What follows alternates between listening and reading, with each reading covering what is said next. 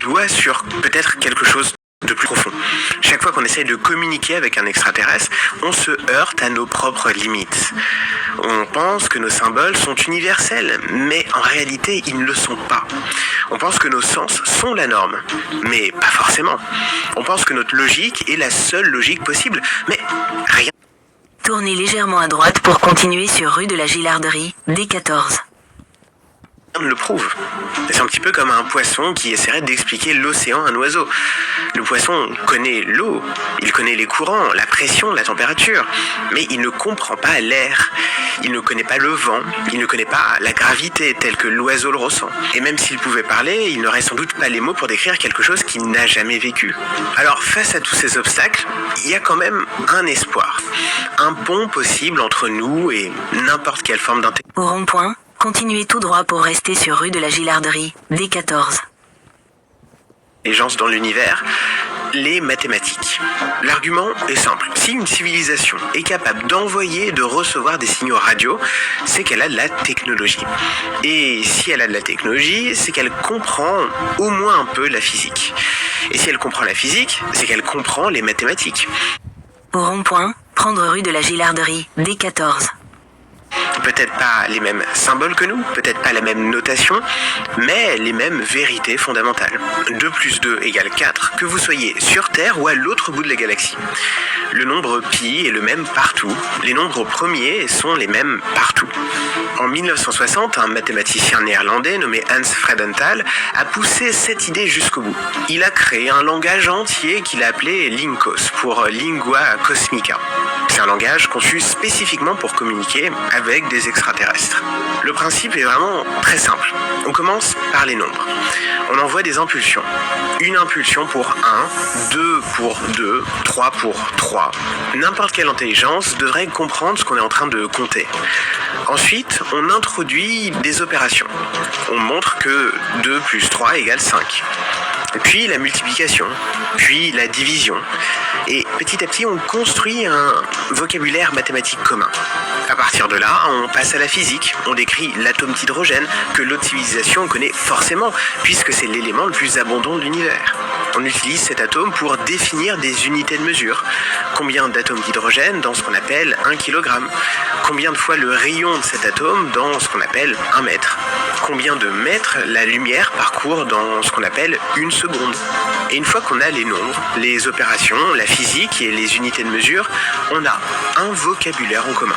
On peut commencer à décrire la chimie, puis la biologie, et peut-être même des concepts plus abstraits.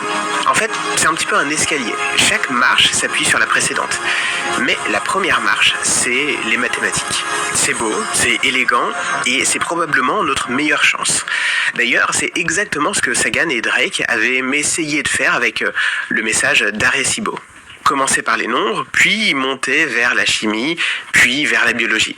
Le problème, c'est qu'ils avaient essayé de tout compresser en 1679 bits. C'est comme essayer d'expliquer toute l'histoire de l'humanité en un tweet. Freudenthal, lui, prenait son temps. Son livre fait des centaines de pages. Chaque concept est introduit lentement, répété, renforcé avant de passer au suivant. Comme un professeur patient qui s'assure que l'élève a compris avant de continuer. Mais même avec toute la patience du monde, il y a un problème fondamental avec cette approche. Elle suppose que l'intelligence extraterrestre est logique, qu'elle pense en termes de quantité, de relation, de cause à effet, qu'elle a une notion de nombre, qu'elle perçoit le monde d'une manière qui peut être traduite en mathématiques. Et ça, rien ne le garantit. Parce que les mathématiques, c'est un outil que nous avons inventé pour décrire le monde tel que nous le percevons. Elles fonctionnent incroyablement bien pour ça. Mais est-ce que le monde est mathématique? Ou est-ce que c'est juste notre façon de le percevoir? Si une intelligence existe dans un environnement radicalement différent du nôtre, est-ce qu'elle aurait inventé les mathématiques? Ou est-ce qu'elle aurait inventé quelque chose de radicalement différent qu'on ne peut même pas nous-mêmes percevoir? C'est une très grande question et pour l'instant, elle n'a pas de réponse. Un jour, un philosophe a dit « Les limites de mon langage signifient les limites de mon monde ». Si c'est vrai, alors les mathématiques ne sont pas une fenêtre ouverte vers la réalité absolue. Ce sont juste les lunettes à laquelle nous, humains, regardons l'univers. Ces lunettes ont une forme particulière, celle de notre cerveau, de nos 5 sens. Un être complètement différent porterait d'autres lunettes et verrait peut-être un univers complètement différent. Mais en même temps, il y a quand même quelque chose d'assez marquant, les mathématiques fonctionnent. Elles prédisent le comportement des étoiles, des atomes, de la lumière, de la gravité, avec une précision quasi absolue. C'est comme si l'univers lui-même avait été écrit en langage mathématique. Le physicien Eugène Wigner appelait ça l'efficacité déraisonnable des mathématiques. Pourquoi est-ce que ça marche si bien alors que c'est un outil humain ? Peut-être que les maths sont universelles, peut-être pas. Ça, on ne le saura peut-être jamais, mais pour l'instant, c'est le meilleur pont qu'on ait. En tout cas, c'est là que l'histoire prend un tournant inattendu. Parce que ce problème de communication avec une intelligence radicalement différente, c'est pas seulement un problème d'extraterrestres. C'est un problème que nous avons déjà aujourd'hui avec nous-mêmes. Au Nouveau-Mexique, dans le désert américain, il y a un endroit qu'on appelle le WIP, le Waste Isolation Pilot Plant. C'est un complexe souterrain creusé à 610 mètres de profondeur dans la roche qui contient les déchets nucléaires militaires les plus dangereux des États-Unis. Ces déchets resteront mortels pendant plus de 300 000 ans. Pour mettre ça en perspective, c'est plus long que toute l'histoire de l'humanité. Et ça pose un problème. Tournez légèrement à droite pour continuer sur rue de la Gilarderie, D14. Parce que quand le site sera plein, il sera scellé. Les bâtiments en surface seront démolis. Et il faudra laisser un avertissement. Un message qui dit « Ne creusez pas ici, c'est dangereux ». Un message qui devrait être compris dans 10 000 ans, dans 50 000 ans, dans 100 000 ans. Et ça, faut penser à ce que ça implique. En moins de 10 000 ans, on a créé l'écriture, on a construit les pyramides. Il y a 2000 ans, on parlait latin. Il y a 500 ans, le français de Rabelais était déjà difficilement compréhensible pour nous. Les langues changent, les civilisations s'effondrent, les symboles perdent leur sens. Au Japon, il y a ce qu'on appelle des pierres de tsunami. Des blocs de pierre plantés dans le sol. Au rond-point, continuez tout droit sur rue du Baron Geoffroy, D14. Il y a 1000 ans sur lesquels il est écrit en substance « Ne construisez pas en dessous de cette ligne ». 1000 ans plus tard, le message est encore lisible, encore compréhensible. Mais en 2011, quand le tsunami a frappé, on a découvert que des villages entiers avaient été construits en dessous de ces pierres. Les gens savaient lire le message. Ils ont simplement choisi de l'ignorer. Et ça nous montre que même quand le message survit, même quand il est compris, rien ne garantit qu'il sera écouté. Le trèfle radioactif, ce symbole noir sur fond jaune, qu'on associe au danger nucléaire, seulement Au rond-point, prendre rue du Baron Geoffroy, D14. 10% de la population mondiale le reconnaît aujourd'hui. Alors, qu'est-ce qu'il en sera dans 10 000 ans ? Pour résoudre ce problème, le gouvernement américain a réuni des physiciens, des ingénieurs, des anthropologues, des linguistes, des artistes et même des auteurs de science-fiction. Et les solutions qu'ils ont proposées sont absolument fascinantes. La première idée, c'était de couvrir le site d'une forêt d'épines géantes en béton. Des structures massives, hostiles, qui inspiraient instinctivement la peur et le dégoût. L'idée, c'est que même sans comprendre le message, n'importe quel être humain sentirait que cet endroit est mauvais.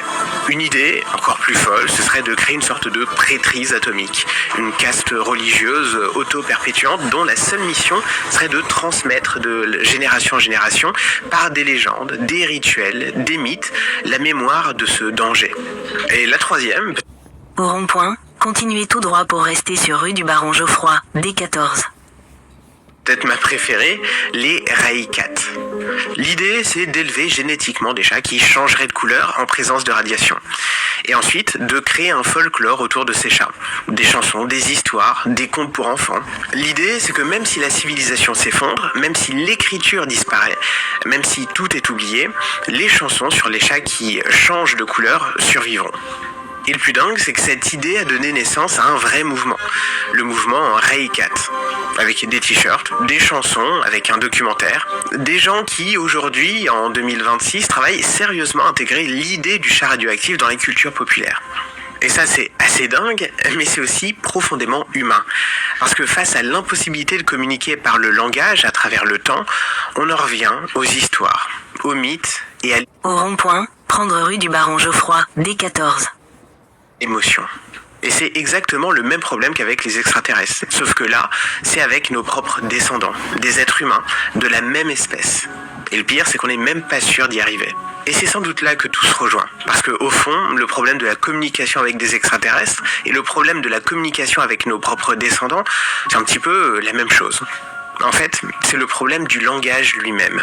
Le langage n'est pas universel, il n'est pas intemporel, il est profondément lié à celui qui le parle, à son corps, à ses sens, à son histoire, à sa culture, à son époque. Quand le contexte disparaît, le langage meurt avec lui. Les hiéroglyphes l'ont prouvé, les déchets nucléaires le prouveront peut-être. Et pourtant, on continue d'essayer, on continue d'envoyer des bouteilles à la mer dans l'espace. On continue de graver des messages sur des plaques dorées. Certains continuent de rêver qu'un jour, quelque part, quelqu'un les trouvera et les comprendra. Et c'est peut-être ça le plus beau dans ces messages. Pas ce qu'ils disent aux extraterrestres, mais plutôt ce qu'ils disent sur nous-mêmes. Ils disent qu'on est une espèce qui, face à l'immensité terrifiante de l'univers, face au silence assourdissant du cosmos, a choisi de ne pas se taire. On a choisi de parler, même sans savoir si quelqu'un écoute, même sans savoir si quelqu'un comprendra. Merci à Rosetta Stone d'avoir sponsorisé la vidéo. Les liens sont